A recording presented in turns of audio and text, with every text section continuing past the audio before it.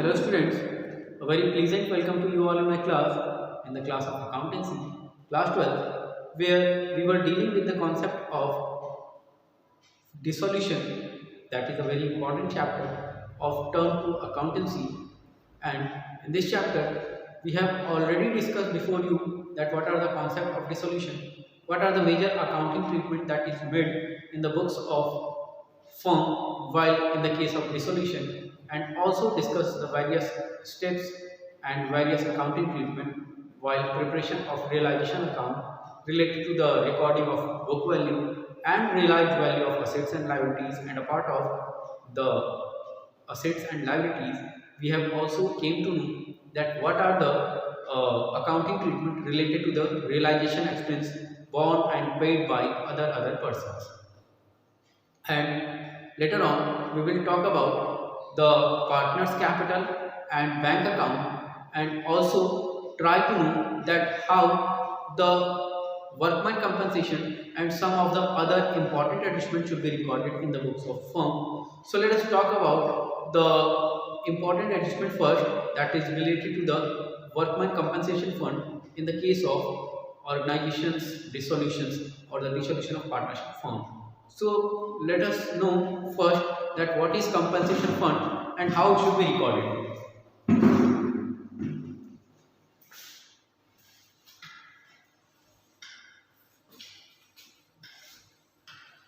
First of all, let us talk about workmen compensation fund, and later on we will talk about the recording and the treatment in various regards. Workmen compensation fund may be defined as a accumulation of profit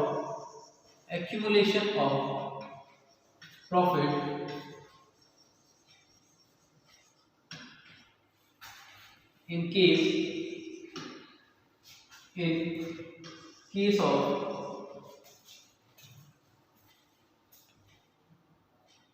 or we can say for the purpose of, for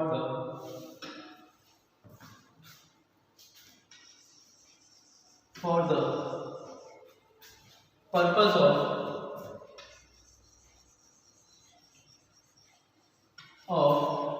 making compensation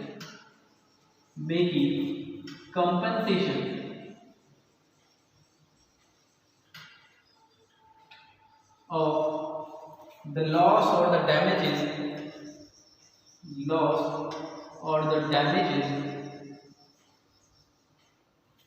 that the employee face or faces during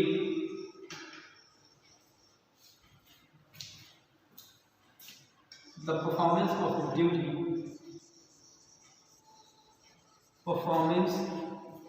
of his duty at workplace.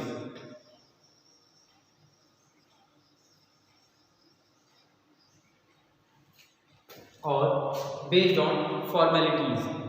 You can say if the person is not at the workplace, then such duty must be based on the formalities.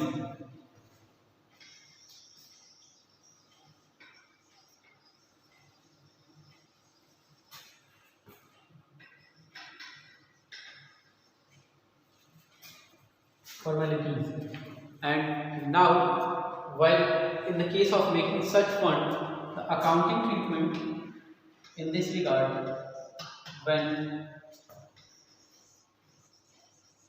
the fund is created,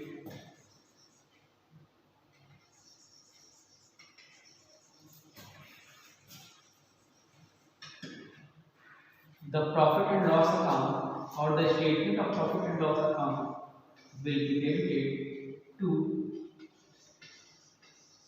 workman compensation fund. I hope this entry is very much clear to you. And ultimately, when in the case of the treatment of this account or this fund in the case of accidents, the fund will be utilized and the compensation claim will be credited. And ultimately, in that case, in the other case,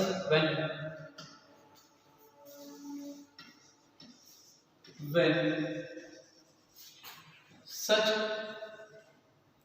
compensation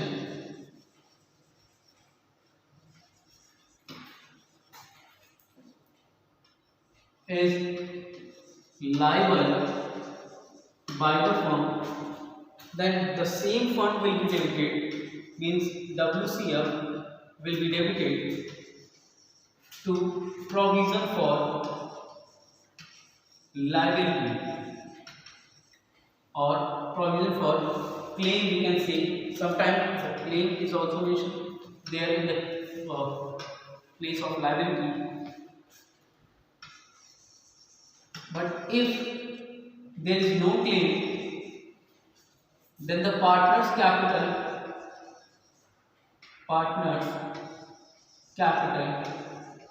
was credited in case when business continue and there is no claim. But in the case of dissolution, this disposal is a little bit different.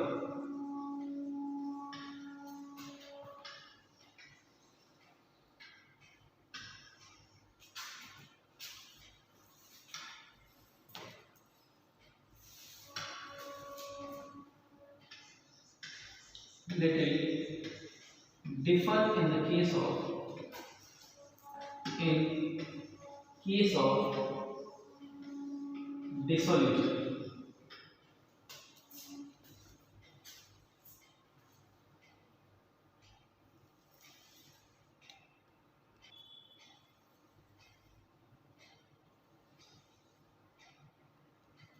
How it is different? Let us talk about that. So let us talk various conditions in the case of dissolution and related to the workman compensation fund. So let us talk about various conditions,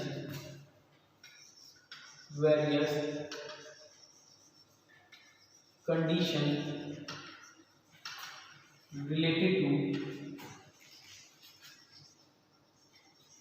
to workman compensation fund.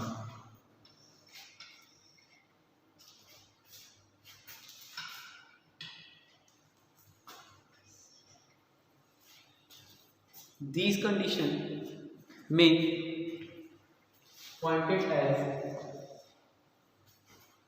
a situation when there is no claim, when there is no claim,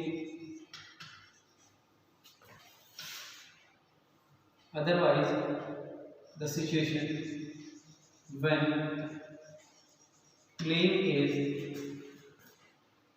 less than fund,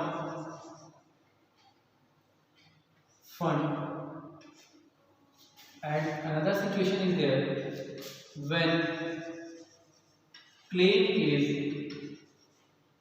more than, or before than that we will discuss the situation where the claim is equals to the fund, and later on we will talk about the situation when claims are more than the fund which is created, and another situation when claims took place even without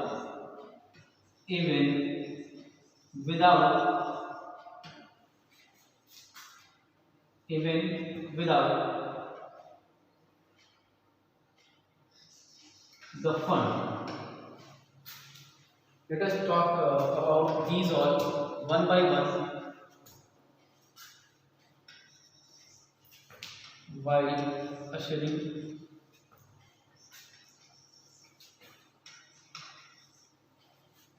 each and every aspect.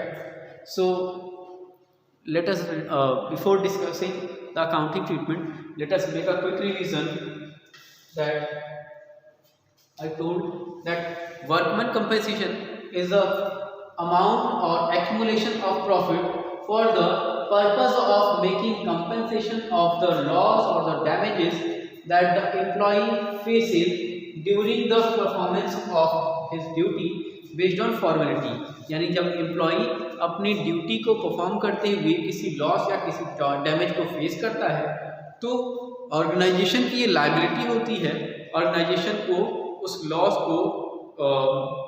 Loss को cover करने के लिए कुछ financial compensation हमारे employ को देना होता है ताकि पहली चीज़ हमारी रिस्पॉन्सिबिलिटी जो उस एम्प्लॉय के टुवर्ड्स है वो फुलफिल हो सके और साथ ही साथ हम अदर एम्प्लॉयज़ को मोटिवेट कर सकें ताकि उनके अंदर ये भावना आए कि अगर उनके साथ कुछ गलत होता है कुछ हार्मफुल होता है तो ऐसी कंडीशन में हमारी ऑर्गेनाइजेशन उनकी जो फाइनेंशियल इंस्टीट्यूशन है वो हमेशा उनका साथ देगी उन्हें सपोर्ट करेगी। तो I hope the concept of the financial workman compensation is very much clear to you. यानी वर्कमैन कंपनसेशन का एक बेसिक टास्क है कि जब हमारे एम्प्लॉय को किसी भी टाइप का लॉस किसी भी टाइप का डैमेज होगा तो उस लॉस को कंपनसेट करने के लिए उस डैमेज को रिड्रेसल करने के लिए उसका जिस फंड से हम पैसे को यूटिलाइज करते हैं that fund is basically called workman compensation fund. अब इस फंड को क्रिएट करने के लिए जो जर्नल एंट्री हमने बताई जो अकाउंटिंग ट्रीटमेंट बताई तो उस एंट्री में हमने कहा जो statement of profit and loss है वो डेबिट होगा और वर्कमैन कंपनसेशन फंड जो है क्रेडिट होगा क्योंकि इसकी हेल्प से हमारे प्रॉफिट का एक छोटा सा पार्ट वर्कमैन कंपनसेशन फंड में डाला जा रहा है और उसे रिड्यूस किया जा रहा है। I hope the concept is very much clear to you and under this concept I also told you that how the transaction will be recorded in the books of firm. So let us talk about the other situation where when such claims is liable by the company or towards the employees। तो वहाँ पे हमने कहा कि जब हमारी compensation का claim बनता है ऑर्गेनाइजेशन पे तो हम उस वर्कमैन कंपनसेशन को जिसको हमने क्रिएट किया है उस वर्कमैन कंपनसेशन को डेबिट करते हैं और जो भी प्रोविज़न आता है जो भी क्लेम आता है उसे प्रोविज़न फॉर क्लेम करके क्रेडिट करते हैं। लेकिन अगर कोई क्लेम नहीं आता है तो ऐसी कंडीशन में हम जितने भी पार्टनर्स हैं उनके प्रॉफिट शेयरिंग रेशियो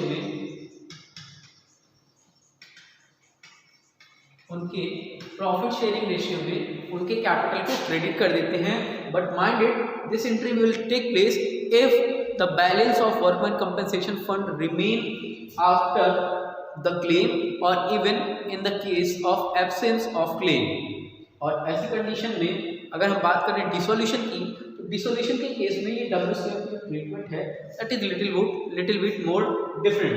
तो क्या डिफरेंस है हमने यहाँ बात की कि जो अलग अलग कंडीशंस हैं WCF की इनको हमने पॉइंट आउट किया कि अगर हम पहली सिचुएशन कि हमारे पास कोई क्लेम नहीं होगा तो क्या एंट्री होगी। उसके साथ साथ हम जानेंगे कि अगर हमारे पास जो क्लेम है उसकी वैल्यू फंड से कम है जो WCF हमने बना रखा है उससे कम है तो उसकी रिकॉर्डिंग कैसे करेंगे। साथ ही साथ हम जानेंगे कि जब हमारी क्लेम की वैल्यू WCF के बराबर होगी तो एंट्री कैसे होगी। और इसके अलावा we will came to know that when the claims took place even after जो है without maintaining WCF यानी हमने अगर वर्कमैन कंपनसेशन फंड नहीं बनाया है तो कैसे एंट्री होगी किस तरीके से बुक्स ऑफ अकाउंट में उसकी रिकॉर्डिंग की जाएगी इसकी बात भी हम लोग करेंगे और जानेंगे कि किस तरीके से जो है इन सारी सिचुएशन की ट्रीटमेंट होती है। तो आइए देखते हैं आइए जानते हैं the various accounting treatment in the case of workman compensation related to the situation of dissolution.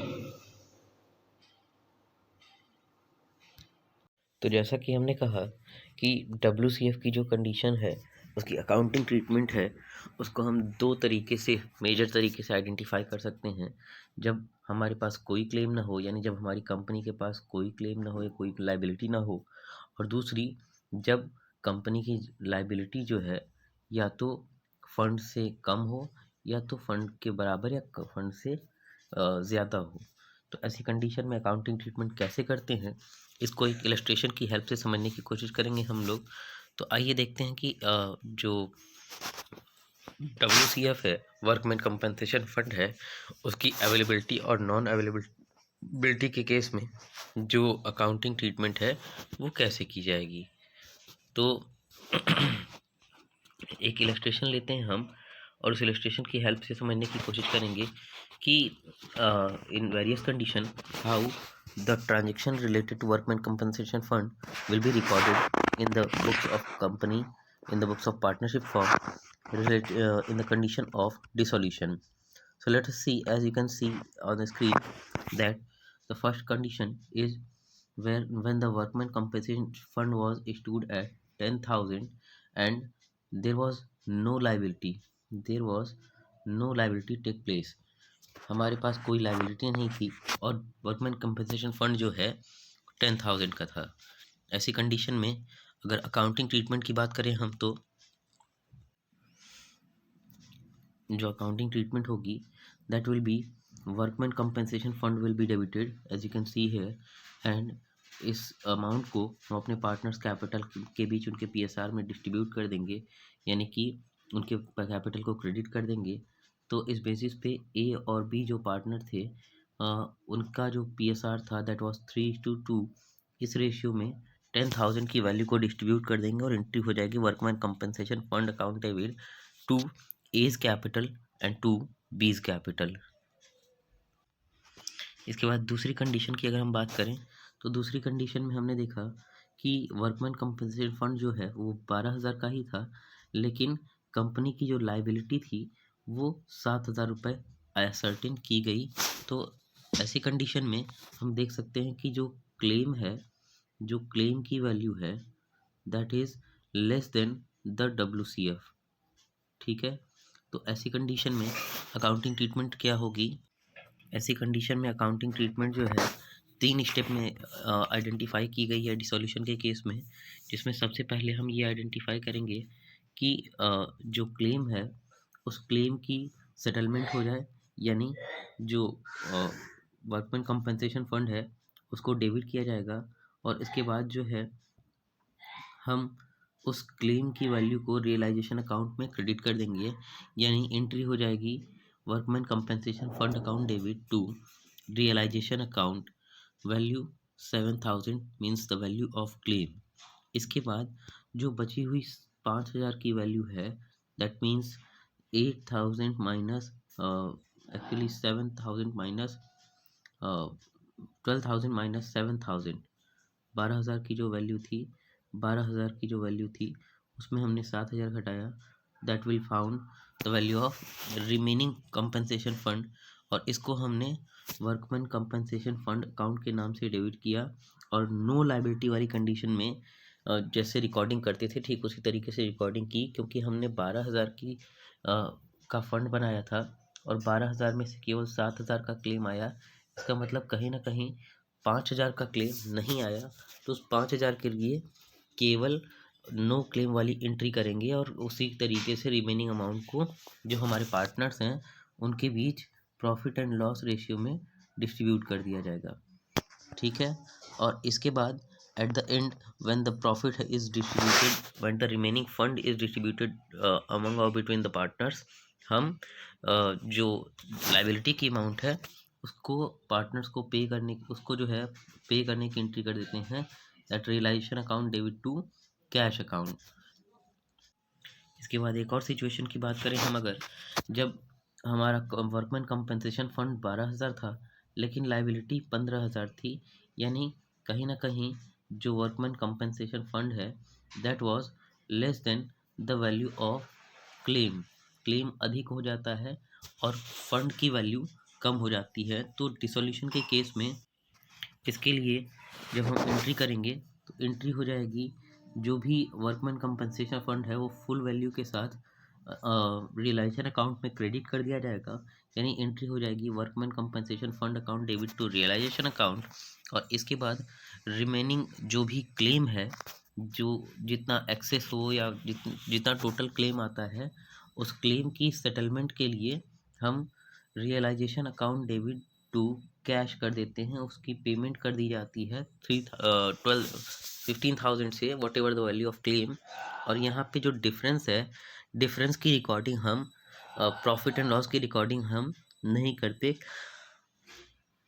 Realisation के टोटल इफ़ेक्ट के बेसिस पे हम अंडरस्टूड तरीके से समझ जाते हैं कि जो 12,000 का फंड था, अगर उसमें से 15,000 की पेमेंट की गई है तो कहीं ना कहीं फर्म को रियलाइजेशन में 3,000 रुपये का लॉस हुआ है। As you can see here that only the first entry and the third entry as per the previous case has took place, जहां हम पहले क्लेम को रियलाइजेशन अकाउंट में ट्रांसफ़र करते थे और उसके बाद उसकी पेमेंट करते थे।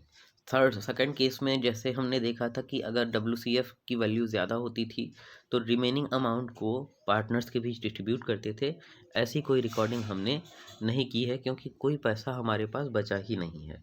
तो केवल जो सेकेंड एंट्री है, एज यू कैन सी है, जो पहली कंडीशन में हमारे पास 12,000 रुपये थे, तो उस 12,000 रुपये में से हमने पहले रियलाइजेशन के 7,000 रुपये को डिस्ट्रीब्यूट किया और इसके बाद फिर जो है अल्टीमेटली 5,000 रुपये को हमने पार्टनर्स के बीच डिस्ट्रीब्यूट करा दिया और रिमेनिंग वैल्यू को हम रियलाइजेशन अकाउंट में पे ऑफ करके सेटल करा दिए। So the same thing happens here also, that the initial recording of liability, the initial recording of the settlement of the liability, or you can say that the recording of book value of workman compensation fund has been recorded, and later on the payment related to the claim has been recorded over before you, and we can see that there is no balance remain yet, and therefore we have not distributed the value of remaining realization account.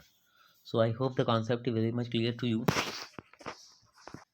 इसके बाद हम कुछ और situations की बात करें तो एक चौथी सिचुएशन हमने ली है जहाँ वर्कमैन कंपनसेशन फंड जो है 12,000 रुपये है और जो लाइबिलिटी है उस लाइबिलिटी की वैल्यू भी 12,000 रुपये है, यानी कि जो फंड है उस फंड की वैल्यू जो क्लेम है उसके बराबर आ रही है। तो ऐसी कंडीशन में वर्कमैन कंपनसेशन फंड और क्लेम की वैल्यू अगर बराबर होती है तो उसकी एंट्री क्या होगी, उसकी एंट्री में जो भी वैल्यू है वर्कमैन कंपनसेशन फंड की, पहले उसको बुक वैल्यू से रिकॉर्ड करते हैं और रिकॉर्डिंग के लिए एंट्री होती है हमारी workman compensation fund account debit to realisation account. इस वर्कमैन कंपनसेशन को उसकी बुक वैल्यू के साथ रियलाइजेशन अकाउंट में क्रेडिट कर दिया जाता है और इसके बाद उसी वैल्यू को हम रियलाइजेशन अकाउंट के थ्रू पे कर देते हैं। तो उसके लिए एंट्री हो जाती है realisation account debit to cash account. और since there is no balance left in the workman compensation fund, therefore the entry of distribution will not take place at all.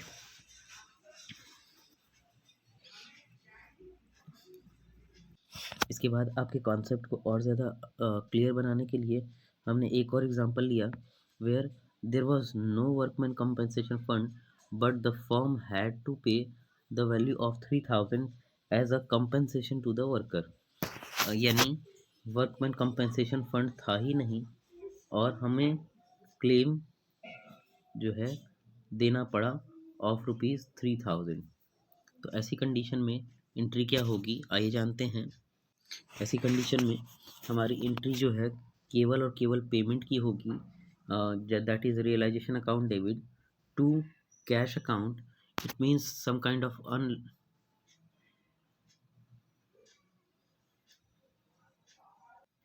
of unrecorded liability took place here, जहाँ पे ultimately ना तो हमारे पास WCF है तो WCF की book value के साथ रिकॉर्डिंग नहीं करेंगे हम, और ना ही कोई रिमेनिंग फंड है, रिमेनिंग फंड के डिस्ट्रीब्यूशन की एंट्री जो हम करते थे उस एंट्री को हम नहीं कर सकते क्योंकि रिमेनिंग फंड भी हमारे पास नहीं है। तो यानी कि पहली एंट्री और तीसरी एंट्री, इन दोनों की एब्सेंस में केवल सेकेंड एंट्री करेंगे जो कि होती है सेटलमेंट की। तो उस सेटलमेंट के लिए हमने एंट्री की realisation account debit to cash account, because there was no fund was available and neither the fund remained after the payment. Therefore only second entry took place there for the settlement of the book value of claim value of realization account. Hope the entire concept related to the realization is very much clear to you, and in the next class we will deal some more concept about the dissolution. Till then, take care and goodbye.